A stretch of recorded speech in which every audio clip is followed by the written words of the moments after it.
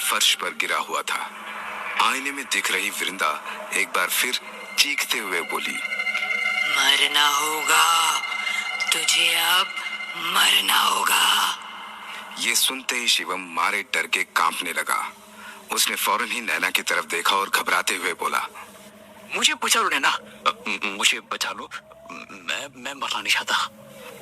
नैना, जिसके अंदर वृंदा की आत्मा मौजूद थी, वो शिवम से नॉर्मल आवाज में बोली, तुम्हें कुछ नहीं होगा शिवम, मैं हूं ना, कुछ नहीं होगा तुम्हें। ये सुनकर वृंदा ने चीखते हुए कहा, ए लड़की, ये क्या बोल रही है तू? तुझे मैंने जिंदा छोड़ा है अपने काम के लिए, लेकिन इस लड़के से मुझे कोई काम नहीं निकलवाना।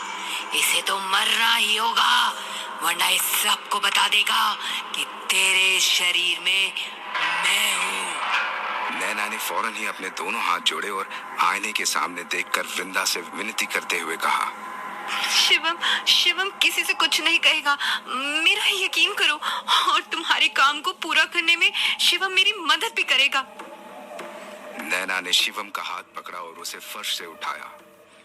शिवम ने आईने में दिख रही वृंदा की तरफ देखा और नैना के कहने पर वृंदा से कहा कि वो उसके काम को पूरा करने में जरूर मदद करेगा।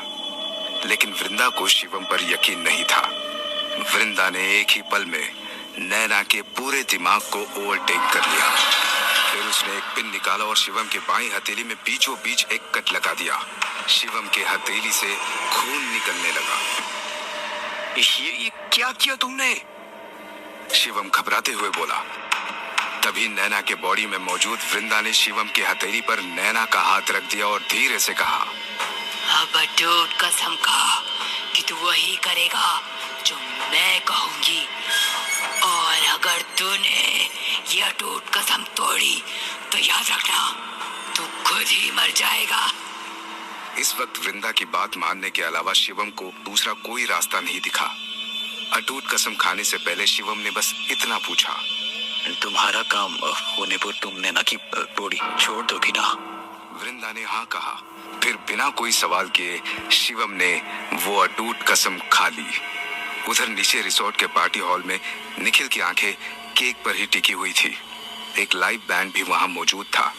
अंजलि के कहने पर बैंड का लीड सिंगर देव की पसंद के गाने गा रहा था, लेकिन देव का सारा ध्यान अपने भाई शिवम पर था, जो अभी तक नैना के कमरे से नहीं लौटा था।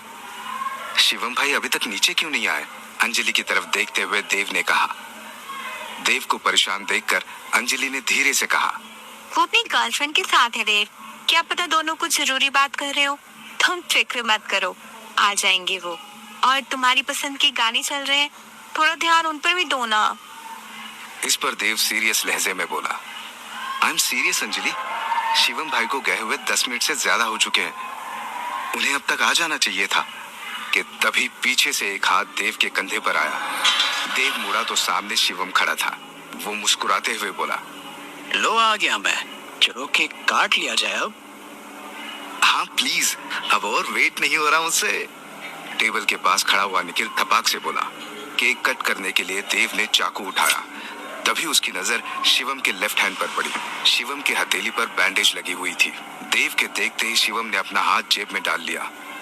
ये भाई आपके हाथ में क्या हुआ है? देव ने पूछा। जवाब में शिवम कुछ कहता, उससे पहले ही शिवम के पीछे खड़ी हुई नैना आगे आई और बोली, अरे कुछ नहीं हुआ देव, जरा सी खरोंच है बस। तुम केक काटो ना जल्दी से, बहुत भूख लगी है मुझे। मुझे भी, निखिल ने मन ही मन खुद से कहा। देव ने केक कट किया और सबसे पहले अपने बड़े भाई शिवम को केक खिलाया। हैप्पी बर्थडे छोटे, हमेशा खुश रहे। थैंक यू भाई, देव ने कहा। फिर देव ने केक का एक और पीस निकाला और अंजलि की तरफ अपना हाथ बढ़ाया, लेकिन तभी नैना देव और अंजलि के बीच में आ गई। नैना ने देव के हाथ से केक का बाइट लिया और फिर देव को अपने हाथ से केक खिलाकर वो उसके गले लग गई और धीरे से बोली, ये 25वां जन्मदिन तुम्हें खूब मुबारक रहे देव। मेरी दुआ है कि तुम्हें तुम्हारा खोया हुआ प्यार फिर से मिल जाए और तुम्हें वो सब याद आ जाए जो तुम भूल चुके हो। नैना ने जो कहा वो सुनकर देव को अजीब सा लगा, क्योंकि नैना कभी इस तरह से बात नहीं करती। अपनी बात कहकर नैना एक साइड में जाकर खड़ी हो गई। देव ने देखा कि वो शिवम से दूर जाकर खड़ी हुई है। देव कुछ समझ पाता उससे पहले ही पार्टी हॉल में लाउड म्यूजिक बजने लगा। शिवम के कुछ दोस्त आए और देव को डांस के लिए स्टेज पर ले गए। देव, देव, हैप्पी बर्थडे। अंजलि ने पीछे से आवाज देते हुए कहा, लेकिन लाउड म्यूजिक ने देव को कुछ सुनाई नहीं दिया। अंजलि का उतरा हुआ चेहरा देखकर नैना के चेहरे पर मुस्कुराहट आ गई। कुछ देर के बाद लाउड म्यूजिक अंजलि से बर्दाश्त नहीं हो रहा था, तो वो पार्टी हॉल से बाहर गार्डन में आ गई। गार्डन में हल्की रोशनी थी और कुछ चेयर्स लगे हुए थे। अंजलि एक चेयर पर बैठ गई और आसमान में चमकते तारों को देखने लगी। गार्डन में एकदम खामोशी थी। कुछ देर बाद अंजलि को लगा कि कोई ठीक उसके पीछे खड़ा है। अंजलि ने फौरन ही पीछे मुड़कर देखा, वहां कोई नहीं था। लेकिन जैसे ही अंजलि ने वापस सामने देखा तो उस गार्डन के बिल्कुल बीच में एक बड़ा सा गिफ्ट बॉक्स दिखा। ये बॉक्स अभी तो यहाँ नहीं था। कहते हुए अंजलि चेयर से उठकर गिफ्ट बॉक्स के पास गई। उसने बॉक्स उठाकर देखा, उस पर लिखा था, एक तोहफा अंजलि के लिए। मेरे लिए तोहफा? ये जरूर देव का काम होगा। अपने लास्ट बर्थडे पर भी उसने मुझे गिफ्ट दिया था। अंजलि ने मुस्कुराते हुए कहा और गिफ्ट खोलने लगी। और अगले ही पल अंजलि ने जैसे ही गिफ्ट देखा, वो गिफ्ट बॉक्स उसके हाथ से छूट गया। वो जोर से चीखी,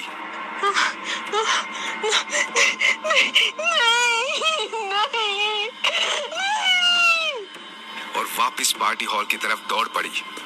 गिफ्ट बॉक्स में अंजलि के छोटे भाई विकी का कटा हुआ सर था।